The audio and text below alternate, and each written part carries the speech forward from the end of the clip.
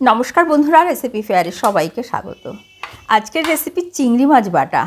আমার খুব ফেভারিট একটা রেসিপি আমি আপনাদের সঙ্গে আজকে শেয়ার করছি। ভাবছেন তো চিংড়ি মাছ বাটা আবার খেতে কীরকম লাগবে? একবার খেয়েই দেখুন, আর এর স্বাদ আর কখনো ভুলবেন না। আমি এখানে চিংড়ি মাছ বাটা করার জন্য 150 গ্রাম চিংড়ি মাছ নিয়েছি। আর এই চিংড়ি মাছটাকে ভালো করে খোসা, তারপরে চিংড়ি মাছের যে পাগুলো থাকে মাথায়, সেগুলো সব ফেলে দিয়েছি। দিয়ে এই যে নুন হলুদ মাখিয়ে রেখে দিলাম। বেশ 15-20 মিনিট মতন রেখে দিয়েছি।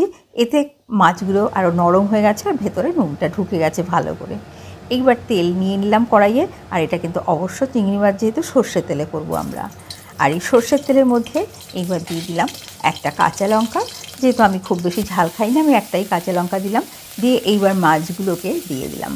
আর মাছটা ভাজার সময় কিন্তু আগুনটা একদম কমিয়ে রেখে একটু মাছটাকে ভাজবো উল্টে। আর এই যে এখন ভাজার সময় 2টো রসুন দিয়ে দিয়েছিলাম, তাহলে মাছের গন্ধটা আরও ভালো হবে। ঠিক এইভাবে মাছগুলো কিন্তু খুব কড়া করে ভাজবো না, বেশ হালকা ভালো করে ভাজা হয়ে গেলে মাছগুলোকে তেল থেকে, যে তেলটাকে আগে সরিয়ে নিলাম। এইবার মাছগুলোকে, এই তেলটা আমাদের পরে কাজে লাগবে, মাছগুলোকে তুলে নিলাম। এইবার একটা জিনিস, এটা কিন্তু মিক্সিতে করলে কখনো হবে না।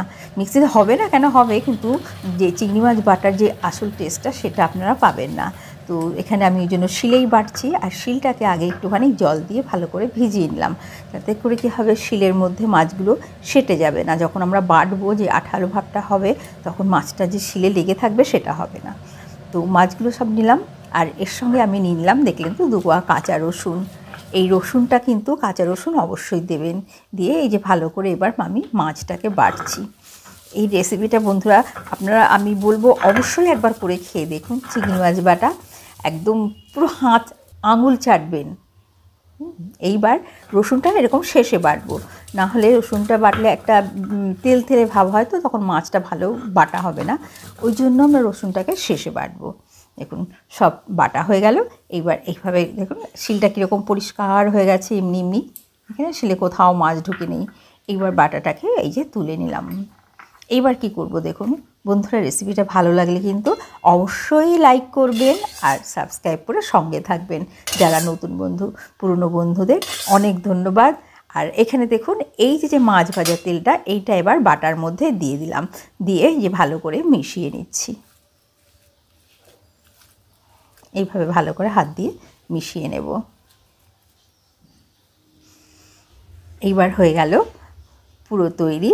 আপনি এবার ঝাল খাবেন, দিয়ে দিন এর মধ্যে ঝাল, দিয়ে দিন আর একটু কাঁচা রসুন। ব্যাস, গরম ভাতে খেয়ে দেখুন, আর ভুলবেন না।